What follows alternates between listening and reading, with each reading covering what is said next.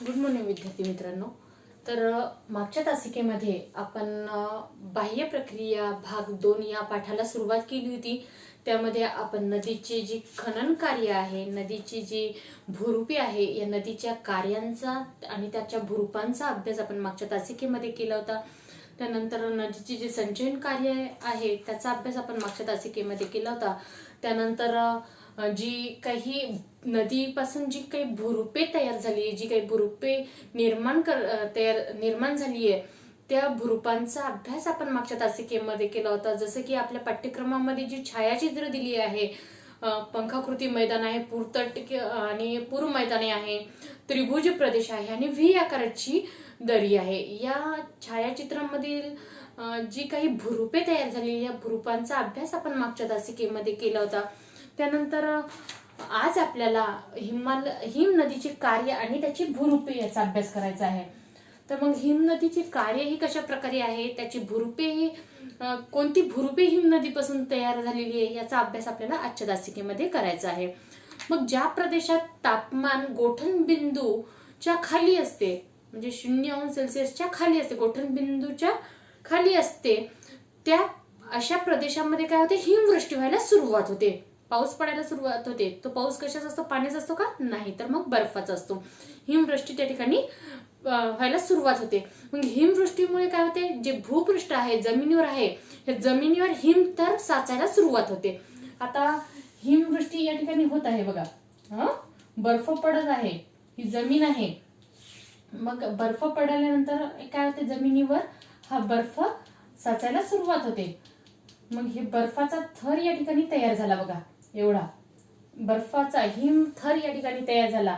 मग हिमथर तयार झाल्यानंतर काय झालं, यावर दाब तयार होत आहे बघा. हिमाच्या प्रचंड वजनामुळे, आता ह्या बर्फाचं वजन कसं असतं, जास्त असतं, आणि ह्या हिमाच्या म्हणजे बर्फाच्या प्रचंड वजनामुळे काय होतं, हा हिमथर भूपृष्ठावरच्या खालीनं, जमिनीच्या साईडनं वितळायला, घसरायला सुरुवात होते.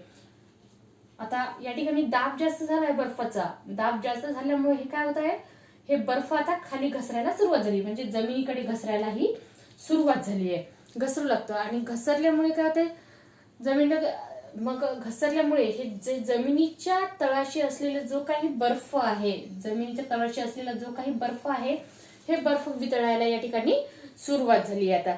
मग आणि हिम नदी अतिशय संथपणे उताराच्या दिशेने सरकू लागते. मग ही जी हिम नदी आहे, आता ही हिम नदी वितळायला सुरुवात झाली. मग हिम नदी वितळल्यानंतर हा जमिनीचा जो उतार आहे, जमिनीला चढ उतार असतात की नाही, मग ही जी हिम नदी वितळली आहे, ही वितळल्यानंतर ही जमिनीच्या उताराने मंद प्रकारे व्हायला सुरुवात होते, सरकू लागते, उताराच्या दिशेने ती सरकायला सुरुवात होते. मग त्यानंतर नदीप्रमाणेच हिम नदी देखील खनन, वहन आणि संचयनाचे कार्य करते. ज्याप्रमाणे आपण पाहिलंय की नदी ही संचयनाचं कार्य करते, वहनाचं कार्य करते आणि खनन क्रियेचं कार्य करते, त्याचप्रमाणे जी ही हिम नदी आहे, हिम नदी सुद्धा खनन, वहन आणि संचयनाचं कार्य करते. तर मग सुरुवातीला आपण पाहू की हिम नदीचे खनन कार्य. आपण अभ्यास केला की नदीचे खनन कार्य याचा अभ्यास आपण केला होता. त्याचप्रमाणे आपल्याला हिम नदीचे खनन कार्य याचा अभ्यास करायचा आहे. हिम नदीचे खनन कार्य, खनन कार्य बघा. आता हिम नदीचे खनन कार्य, वेग कमी असला, आता वेग कशाचा कमी आहे, हिम नदीचा विचार करतोय नाही आपण, तर मग वेग कशाचा कमी आहे, हिम नदी. आपली नदी तुम्ही पाहिली, वेगाने वाहते की हळुवारपणे वाहते, वेगाने वाहते, बरोबर आहे. तर ज्याप्रमाणे नदी ही वेगाने वाहते, तर त्या नदीच्या तुलनेने हिम नदी ही कशी वाहते, संथपणे वाहते, हळुवार वाहते.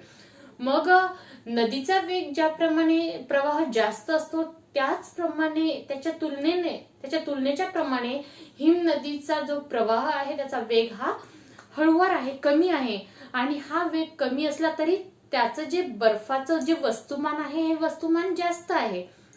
बर्फाचं वस्तुमान कसं आहे, जास्त आहे, आणि हे वस्तुमान जास्त असल्यामुळे हिम नदी काय होते, आपल्या तळाचे व काठाचे खनन कार्य मोठ्या प्रमाणात करते. आता बर्फाचं वस्तुमान हे जास्त आहे, जड असतं, आणि त्यामुळे ही हिमनदी काय करते, आपलं जे भूपृष्ठ आहे हिमनदी, ही हिमनदी आपल्या तळ आणि जे काठ आहे या काठाचं आणि तळाचं खनन कार्य ही जास्त प्रमाणात करते, मोठ्या प्रमाणात करते.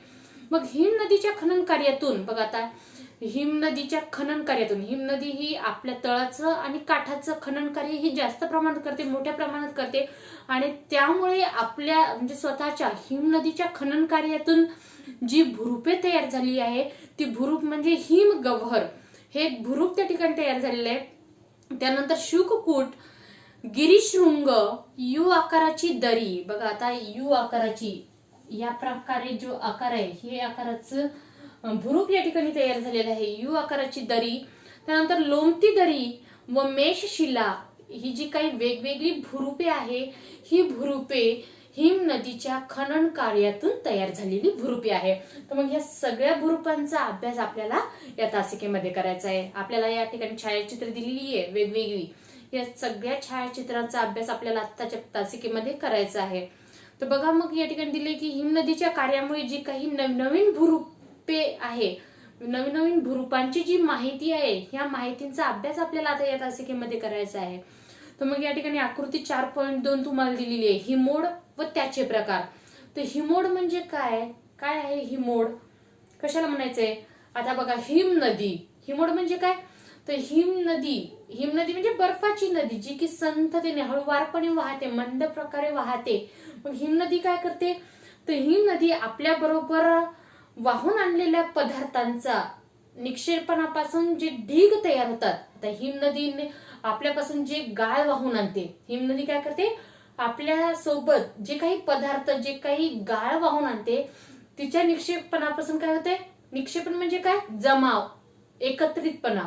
मग हिमनदी काय करते, आपल्या जे काही पदार्थ तिने वाहून आणलेले, जे काही गाळ तिने वाहून आणलेला आहे, हे गाळ ती एका ठिकाणी जमा करते. आणि या निक्षेपणापासून त्या ठिकाणी काही जे ढीग तयार होतात, जे जमाव तयार होतात, एकत्र येतात, आणि या निक्षेपणापासून काही ढीग तयार होतात, त्याला म्हणायचं आहे हिमोड. आलं लक्षात. मग हिमोड व त्याचे प्रकार बघा. आता हिमोडाचे 4 प्रकार असतात. हिमोडाचे प्रकार किती आहेत, 4 प्रकार असतात हिमोडाचे. त्यानंतर भूहिमोड, पार्श्वहिमोड, मध्य हिमोड आणि अंत्य हिमोड, ही झाली आहे हिमोडाचे 4 प्रकार. याचा अभ्यास आपल्याला आता या तासिकेमध्ये करायचा आहे. तर मग तुम्हाला या ठिकाणी बघा एक आकृती दिली आहे, पार्श्व हिमोड, कशा प्रकारे नदी वाहून हिमनदीचं पात्र आहे आणि ती आपल्या सोबत जो काही गाळ आणते वाहून, जे काही पदार्थ आणते. त्यानंतर मग मध्य हिमोड मध्ये ती कशा प्रकारे मध्य हिमोड तयार झाला, अंत्य हिमोड कशा प्रकारे तयार झाला, पार्श्व हिमोड कशा प्रकारे तयार झाला, याचा अभ्यास आपल्याला या तासिकेमध्ये करायचा आहे. हे सगळं मी तुम्हाला डिटेल्स मध्ये सांगणार आहे.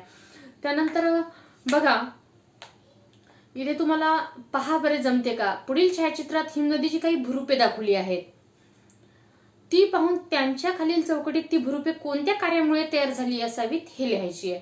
आता या ठिकाणी काही हिमनदीपासून काही जी भुरुपे तयार झाली, ही भुरुपे आपल्याला छायाचित्रामध्ये दिली आहे.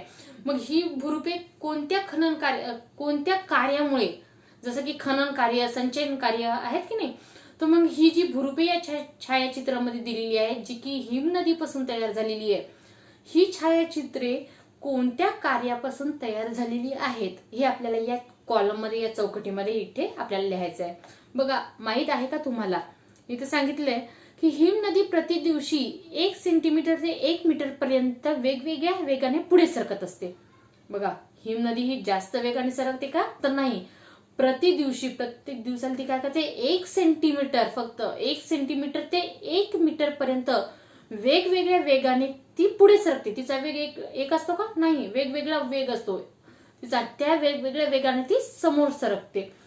ग्रीनलँड मधील जाकोब शावन ही हिमनदी जगातील वेगवान हिमनद्यांपैकी एक असून ती प्रति दिवशी 46 मीटर्स वेगाने वाहते. बघा, जगातल्या जगात जितक्या काही हिमनद्या आहेत, तेवढ्या हिमनद्यांपैकी जगातली सर्वात वेगवान हिमनदी आहे ती ग्रीनलँड मधली हिमनदी आहे, आणि तिचं नाव आहे जाकोब शावन ही हिमनदी आहे आणि ती जगातली सगळ्यात वेगवान हिमनदी आहे, जी की प्रत्येक दिवशी ती 46 मीटर वेगाने ती धावते. बघा आता या ठिकाणी आपल्याला एक आकृती दिलेली आहे हिमगवर आणि गिरीशृंग याची. सगळ्यांच्या पुस्तकामध्ये असेल, सगळ्यांच्या पुस्तकामध्ये दिसत असेल तुम्हाला. तर काय दिसतंय तुम्हाला या ठिकाणी? त्या ठिकाणी एरो दाखवलाय तुम्हाला. हिमगव्हर गिरीशृंग या ठिकाणी दिलेला आहे. त्यानंतर त्या ठिकाणी हिमगव्हर दाखवलेला आहे. मग हे गिरीशृंग काय आहे आणि हिमगव्हर काय आहे? गिरीशृंग म्हणजे काय, कशाला म्हणायचं गिरीशृंग? जे काही पर्वताचं टोक असते की नाही, जे की शिंगासारखं टोकदार दिसतंय आपल्याला, तर ह्या पर्वताच्या टोकाला, ह्या टोकाला काय म्हणायचं? पर्वताच्या टोकाला गिरीशृंग म्हणायचं आहे. गिरीशृंग म्हटलेलं आहे. या ठिकाणी शिंगासारखं दिसतंय की नाही, शिंग असते की नाही, त्या शिंगाप्रमाणे हे टोक आपल्याला दिसतंय, मग याला गिरीशृंग म्हटलेलं आहे. त्यानंतर हिमगव्हर, बघा जो काही बर्फ या ठिकाणी खनन कार्य झालेलं आहे आणि या ठिकाणी या प्रकारे भाग असतो बघा, ते थोडासा खोलगट, हे असा पर्वताचा, मग ह्याला काय म्हटलेलं आहे? हिमगव्हर. म्हणजे जो आपले आराम खुर्ची असते की नाही, आराम खुर्ची, तर आराम खुर्चीवर जसं आपण आरामशीर बसतो त्याप्रमाणे ह्या पर्वताचा आकार झालेला असतो, त्याला म्हणून म्हटलेलं आहे हिमगव्हर म्हटलेलं आहे. तर बघा आता गिरीशृंग म्हणजे काय, सुरुवातीला आपण पाहू. या ठिकाणी दिले की तुम्हाला लक्षात आलं पाहिजे गिरीशृंग म्हणजे काय. तर मग काही ठिकाणी पर्वत शिखराच्या अनेक बाजूंना हिमगव्हरची निर्मिती होते. आता हिमगव्हरची निर्मिती कुठे होते? ह्या पर्वताच्या टोकाला सुरुवात होते, हिमगव्हर चढायला सुरुवात होते. कुठे? तर हे पर्वताचं जे टोक आहे गिरीशृंग, तर ह्या गिरीशृंगाच्या वरच्या साईडला बाजूला हिमगव्हर साचायला सुरुवात होते आजूबाजूला.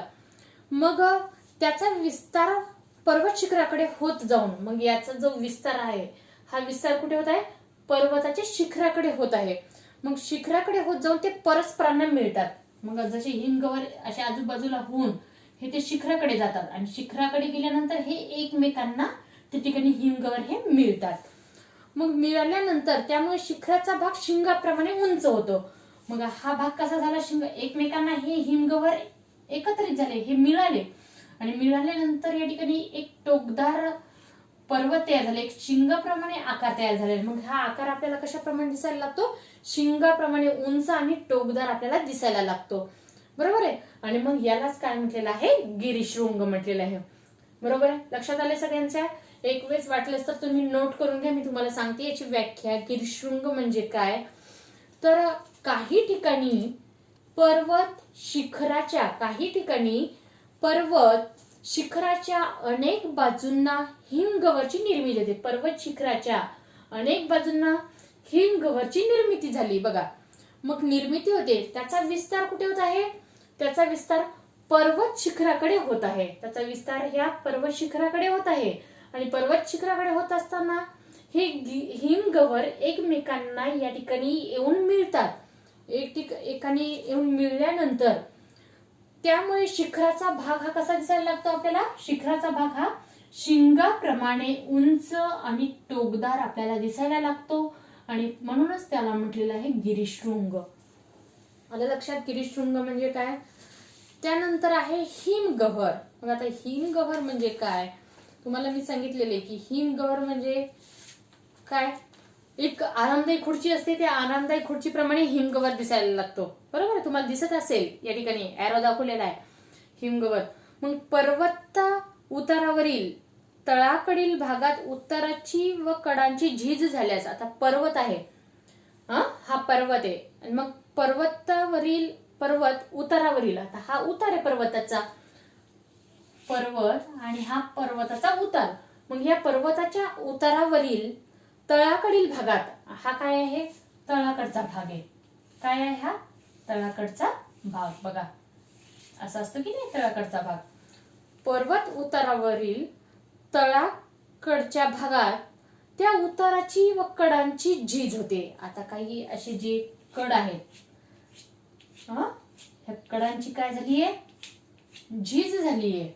कशामुळे झीज झालीये? पर्वत उतारावरील व तळाकडील भागात या उताराची आणि त्या कडांची या ठिकाणी झीज झालीये आणि झीज झाल्यानंतर काही काळानंतर या भागात आराम खुर्चीसारखा आकार प्राप्त होतो. आता ह्या कडांची आणि ह्या उताराची या ठिकाणी झीज झालेली आहे आणि काही कालांतराने हे जे पर्वत आहे ह्या पर्वतांचा आकार, ह्या कडांचा आकार आपल्याला कसा दिसतोय, आराम खुर्चीसारखा आपल्याला दिसायला सुरुवात होते. आराम खुर्चीसारखा आकार याला प्राप्त होतो, आकार याला मिळून जातो आणि म्हणून त्यास म्हटलेलं आहे हिमगव्हर. आराम खुर्चीसारखा आकार याला, या पर्वताला या झिजेमुळे प्राप्त झालेला आहे. या कडांना, या उतारांना हा आराम खुर्चीसारखा आकार प्राप्त होतो आणि म्हणून त्याला म्हटलेलं आहे हिमगव्हर. आलं लक्षात? हिमगव्हर म्हणजे काय?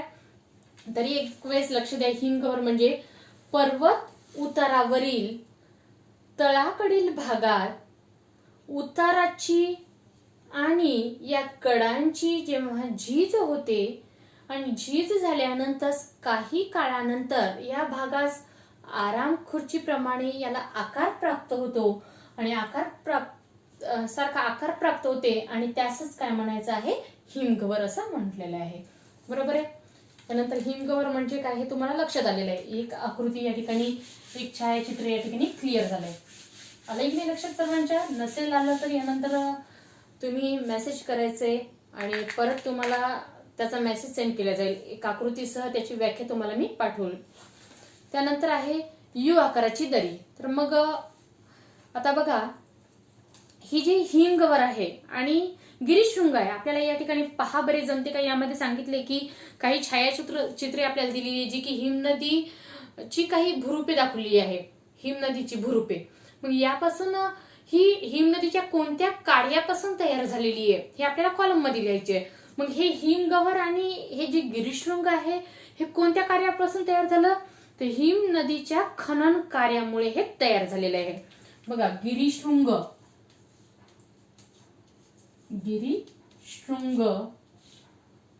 आणि हिमगव्हर याची आकृती आपली आहे. तर हे जे भूरूप आहे हे कोणत्या कार्यापासून तयार झालेलं आहे, तर हिमनदीच्या खनन कार्यापासून. हिमनदीच्या खनन कार्यापासून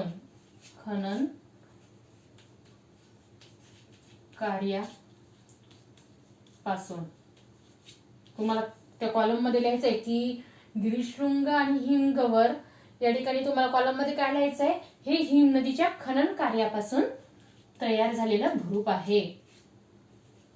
तयार झालेले आहे. आलं लक्षात? याप्रमाणे आपल्याला त्या कॉलम मध्ये लिहायचं आहे, बॉक्स मध्ये.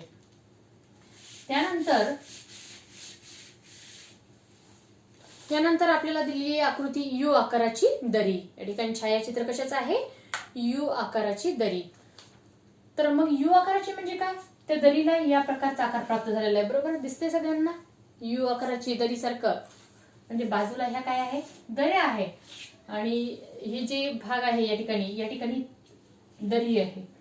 तर मग यू आकाराची दरी ही कशा प्रकारे तयार झाली, हे भूरूप कशा प्रकारे तयार झालं, कोणत्या कार्यामुळे, हिमनदीच्या कोणत्या कार्यामुळे हे तयार झालेलं आहे हे पाहायचं आपल्याला. तर बघा, हिमनदीमधून वाहत असताना हिमनदी जेव्हा वाहते आणि जेव्हा हिमनदी वाहत असताना ती दरीच्या तळभागाशी मोठ्या प्रमाणावर झीज करते. ती काय करते, जी दरी आहे ह्या दरीच्या तळभागाशी ती मोठ्या प्रमाणात झीज करते.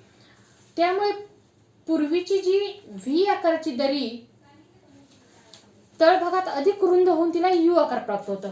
बघा, पूर्वीची जी व्ही आकाराची दरी होते, आता हे काय होते, जेव्हा हिमनदी वाहत असते, जेव्हा हिमनदी वाहत असताना ही तिच्या तळाचं काय करते, तिच्या दरीच्या तळाशी ती मोठ्या प्रमाणात झीज करते. जेव्हा हिमनदी वाहते तेव्हा ही तिच्या दरीची मोठ्या प्रमाणात, ह्या तळाची ती मोठ्या प्रमाणात झीज करते आणि झीज केल्यानंतर काय होते, पूर्वी जो व्ही आकार होता ही व्ही आकार रुंद व्हायला सुरुवात होते आणि रुंद झाल्यानंतर ही दरी या यू आकाराची तिला प्राप्त होतो. यू आकार प्राप्त होतो म्हणजे व्ही आकाराची दरी यू आकाराची तयार होते. आलं लक्षात? म्हणजेच काय होते, जेव्हा हिमनदी वाहत असताना ती दरीच्या तळाशी मोठ्या प्रमाणात झीज करते आणि त्यामुळे पूर्वीची जी व्ही आकाराची जी दरी आहे, हे व्ही आकाराच्या दरी रुंद होऊन तिला यू आकार प्राप्त होतो. आलं लक्षात? म्हणून या ठिकाणी हे जे भूरूप आहे, हे भूरूप या ठिकाणी तयार झालेलं आहे, यू आकार. मग हे कोणत्या याच्यापासून तयार झालं? खनन कार्यामुळे तयार झालं. यू आकाराची दरी ही हिमनदीच्या खनन कार्यातून तयार झालेली आहे. बघा, त्यानंतर लोंबती दरी. लोंबती दरी म्हणजे ती लोंबलेली आहे का? लोंबल्यासारखी दिसतीये का तुम्हाला? दिसत आहे ना लोंबल्यासारखी दरी, तुम्हाला धबधब्यासारखं दिसत आहे असं. तर मग हे याला लोंबती दरी का म्हटलेलं आहे? कशामुळे म्हटलेलं आहे? तर लोंबती दरी ही सुद्धा हिमनदीच्या खनन कार्यातून तयार झालेली आहे. तुम्हाला कॉलम मध्ये लिहायचंय, यू आकाराची दरी सुद्धा हिमनदीच्या खनन कार्यातून तयार झालेली आहे. त्यानंतर लोंबती दरी ही सुद्धा हिमनदीच्या खनन कार्यातून तयार झालेली आहे. तर मग ही लोंबती दरी कशा प्रकारे कार्य करते, कशा प्रकारे ही तयार झाली हे पाहायचं आपल्याला. बघा, मुख्य हिमनदीला येऊन मिळणाऱ्या उपनदीमुळे, आता मुख्य जी हिमनदी आहे आणि मुख्य हिमनदीला येऊन मिळणाऱ्या ज्या काही उप हिमनद्या ज्या आहेत, या उपनदीमुळे लोंबती दरी तयार होते. आता जी मेन हिमदरी आहे, या मुख्य हिमनदीला ज्या काही उपनद्या आहेत, या उपनद्या येऊन या मिळालेल्या आहेत. मेन जी मुख्य नदी आहे हिमनदी हिला, आणि मुख्य हिमनदी येऊन मिळाल्यामुळे ही लोंबती दरी या ठिकाणी तयार झालेली आहे. या प्रकारच्या दऱ्या लोंबत असल्यासारख्या दिसतात म्हणून त्यांना लोंबत्या दऱ्या असे म्हणतात. मग ही ज्या दऱ्या आहेत, ह्या उंचावरून आपल्याला लोंबत असल्यासारख्या दिसतात की नाही, म्हणून याला लोंबती दरी असे म्हटलेलं आहे. लोंबती दरी म्हणजे काय? जी एक महत्वाची, जी एक मुख्य हिमनदी आहे, या मुख्य हिमनदीला उप हिमनद्या येऊन मिळतात आणि त्यामुळे त्या दरीला एक लोंबती दरी त्या ठिकाणी तयार होती. उपनद्या त्या दरीला मिळतात म्हणून एक लोंबती दरी त्या ठिकाणी तयार होती. आणि ही लोंबती दरी आपल्याला लोंबती दरीसारखा आकार आपल्याला याला दिसायला सुरुवात होते, म्हणून त्याला लोंबती दरी असे म्हटलेलं आहे. हे लक्षात आले तुम्हाला? लोंबती दरी म्हणजे काय? तरी एक वेळेस लक्ष द्या की लोंबती दरी म्हणजे काय, की मुख्य हिमनदीला येऊन मिळणाऱ्या उप हिमनदीमुळे लोंबती दरी तयार होते. या प्रकारच्या दऱ्या लोंबत असल्यासारख्या आपल्याला दिसतात. ह्या दऱ्या कशा दिसतात? आपल्याला लोंबत असल्यासारख्या दिसतात आणि म्हणून त्याला लोंबती दरी असे म्हटलेले आहे. आलं लक्षात? लोंबती दरी. त्यानंतर आहे हिमोडगिरी, हिमोडकटक, मेषशिला. मग आता हिमोडगिरी म्हणजे काय? हिमोडगिरी हे सुद्धा नदीच्या संचयन कार्यातून तयार झालेलं भूरूप आहे. हिमोडगिरी बघा, हिमोडगिरी हे हिमनदीच्या कोणत्या कार्यातून तयार झालं? तर हिमनदीच्या संचयन कार्यातून हे तयार झालेलं भूरूप आहे. संचयन कार्यातून तयार झालेलं भूरूप आहे. तर मग हिमोडगिरी कशा प्रकारे तयार झाली? तर हिमनदीच्या निक्षेपणामुळे तयार होणाऱ्या उलट्या बोटीच्या आकाराच्या टेकड्यांना हिमोडगिरी असे म्हणतात. तुमच्या पुस्तकात तुम्हाला लक्ष द्यायचंय. हिमोडगिरी बघा, तुम्हाला या ठिकाणी रेती या प्रकारे दिसत आहे की नाही हिमोडगिरीची? या चित्रामध्ये बघा, या ठिकाणी दरी आहे. मग त्या ठिकाणी दरीमध्ये काही या प्रकारे भाग आपल्याला दिसतोय, बरोबर आहे? दिसायला सगळ्यांना या प्रकारे दिसत आहे. तर मग ही काय उलटी बोट केल्यासारखं वाटते की नाही? सरळ बोट कशी असते बघा,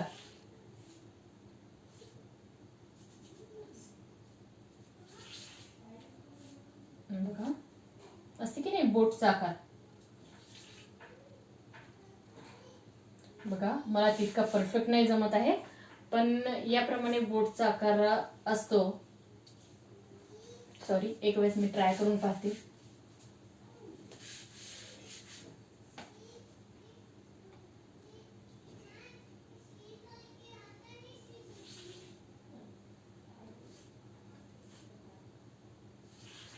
बरोबर आहे? ही काय आहे? बोट आहे. ही सरळ आहे. पण जेव्हा आपण ही बोट उलटी करतो तर यासारखी दिसायला सुरुवात होते, बरोबर आहे. तर मग जे हिमोडगिरी आहे, ही हिमोडगिरी कशा प्रमाणे दिसायला लागते आपल्याला, ह्या उलट्या बोटीचा आकार प्राप्त होतो. म्हणजे हिम नदीच्या निक्षेपणामुळे, आता हिम निक्षेपण म्हणजे काय, जमाव, एकत्रित आणणे. मग हिम नदी काय करते, आपल्यासोबत जो काही गाळ आहे, जे काही रेती आहे, जे काही गाळाचं प्रमाण, रेतीचं प्रमाण, हे आपल्या जे काही आपल्या बरोबर जे पदार्थ वाहून आणते, हे एका ठिकाणी त्या ठिकाणी साचले जाते. याप्रमाणे बघा, साचले जाते. आणि मग एका ठिकाणी निक्षेपणामुळे, हिम नदीच्या जे एकत्रितपणामुळे निक्षेपणामुळे तयार होणाऱ्या ज्या उलट्या बोटीच्या आकाराच्या, उलट्या बोटीचा आकार याला प्राप्त झालाय, या गाळाला, या निक्षेपणाला. आणि तयार झालेल्या या उलट्या बोटीच्या आकाराच्या टेकड्यांना, टेकड्या तयार झाली की नाही उलट्या बोटीच्या आकाराच्या, मग या टेकड्यांना काय म्हटलेलं आहे, हिमगव्हर असं, हिमोडगिरी असं म्हटलेलं आहे. बघा, हिम नदीच्या निक्षेपणातून तयार होणाऱ्या, हिम नदीच्या निक्षेपणातून तयार होणाऱ्या उलट्या बोटीच्या आकाराच्या टेकड्यांना, उलट्या बोटीच्या आकाराच्या टेकड्यांना हिमोडगिरी असे म्हटलेलं आहे. आलं लक्षात. म्हणजे हिम नदी आपल्यासोबत जो काही जे काही पदार्थ वाहून आणते आणि त्या पदार्थातून काही ज्या टेकड्या तयार होते, त्या टेकड्यांना उलट्या बोटीचा आकार प्राप्त होतो. आणि म्हणूनच या टेकड्यांना काय म्हटलेलं आहे, हिमोडगिरी असं म्हटलेलं आहे. आलं लक्षात. तर मग हे हिमोडगिरी हिम नदीच्या संचयन कार्यातून या ठिकाणी तयार झालेले एक भूरूप या ठिकाणी आहे. त्यानंतर आहे हिमोडकटक. मग हिमोडकटक म्हणजे काय, हिमोडकटक कशाला म्हटलेले, हिम नदीच्या, हे सुद्धा हिमोडकटक सुद्धा हिम नदीच्या संचयन कार्यातून तयार झालेले एक भूरूप आहे. कोणता, हिमोडकटक. मग बघा, हिमोडकटक बघा, आता काही वेळेस हिमोडाच्या संचयनातून तयार झालेल्या नागमोडी वळणाच्या, आता हिमोडकटक बघा तुम्हाला अशा छोटे छोटे टेकड्या ज्या की नागमोडी वळणाच्या अशा दिसत आहेत की नाही, अशा पर्वतीय सपाट भाग आहे, त्यामध्ये अशा काही टेकड्या आहेत, ह्या उंच आहेत बरं. तर ह्या टेकड्या आपल्याला नागमोडी वळणाच्या आपल्याला दिसत आहेत आणि त्या लांब लांब कुठेतरी पसरलेल्या आहेत, दूरवरती त्या पसरलेल्या आहेत. तर मग बघा, काही वेळेस हिमोडाच्या संचयनातून, आता हिमोडाच्या संचयनातून म्हणजे काय, हिमोड म्हणजे काय, वाहून आणलेला गाळ. मग या गाळाच्या संचयनातून काय होते, तयार झालेल्या नागमोडी वळणाच्या व तीव्र उताराच्या, त्याचा उतार कसा असतो, एकदम तीव्र असतो, कारण त्या लांब लांब पसरलेल्या असतात आणि म्हणून त्या टेकड्यांचा उतार कसा असतो, तीव्र असतो. नागमोडी वळणाच्या व तीव्र उताराच्या लांबच लांब टेकड्यास काय म्हणायचं आहे आपल्याला, हिमोडकटक. मग हिमोडकटक म्हणजे काय, तर काही वेळेस हिमोडाच्या संचयनातून काय होतंय, काही वेळेस जे हिमोड आहे या हिमोडाच्या संचयनातून तयार झालेल्या नागमोडी वळणाच्या व तीव्र उताराच्या, मग याचा उतार कसा असतो, तीव्र असतो, फास्ट, वरून काही टाकलं की असं फास्ट येते खाली, ते तीव्र उताराच्या टेकड्यांना हिमोडकटक असे म्हणतात. आलं लक्षात. त्यानंतर पार्श्व व मध्य हिमोड. मग पार्श्व व मध्य हिमोड म्हणजे काय, आता हिमोडाचे 4 प्रकार आहेत, भूहिमोड, पार्श्व हिमोड, मध्य हिमोड आणि अंत्य हिमोड. तर मग भूहिमोड म्हणजे काय, तर हिम नदीच्या तळाशी संचित झालेले हिमोडास, हिम नदीच्या तळाशी जो काही भाग साचलेला आहे, संचित झालेला, एकत्रित झालेला आहे, अशा भागास काय म्हटलेलं आहे, हिमोडास भूहिमोड म्हणतात. त्यानंतर पार्श्व हिमोड म्हणजे काय, ते हिम नदीच्या तळाशी संचित झालेल्या, हिम नदीच्या काठाकडील संचित हिमोडास, बघा आता तळाशी, हिम नदीच्या तळाशी जो भाग जमा झालेला, साठलेला आहे, त्याला भूहिमोड म्हणतात. हिम नदीच्या काठाशी जो भाग संचित झालेला आहे, जो हिम नदीच्या कडाकडील संचित हिमोडास, जो गाळ हिम नदीच्या कडाला संचित झालेला आहे, त्या हिमोडास पार्श्व हिमोड असे म्हणतात. त्यानंतर मध्य हिमोड म्हणजे हिम नदीच्या काठाकडील संचित हिमोडास, बघा आता काठाकडील म्हणजे पार्श्व हिमोड.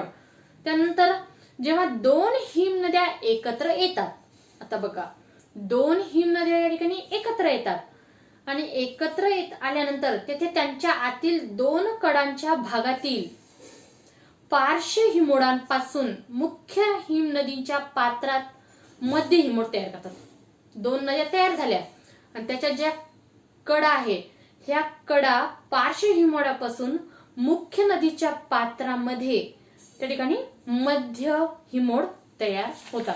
मग बघा आता मध्य हिमोड म्हणजे एक वेळेस लक्ष द्या, जेव्हा 2 हिमनद्या एकत्र येतात, काय होतं, जेव्हा 2 हिमनद्या एकत्र येतात तेथे त्यांच्या आतील हिमनद्या 2 एकत्र आल्या, मग त्यांच्या आतील 2 कडांच्या भागातील, त्यांच्यामध्ये 2 कड्यांच्या भागातील पार्श्व हिमोडांपासून मुख्य हिमनदीच्या पात्रात, मुख्य जी हिमनदी आहे मुख्य हिमनदीच्या पात्रात त्या ठिकाणी मध्य हिमोड त्या ठिकाणी तयार व्हायला सुरुवात होते, तयार होतं. आलं लक्षात.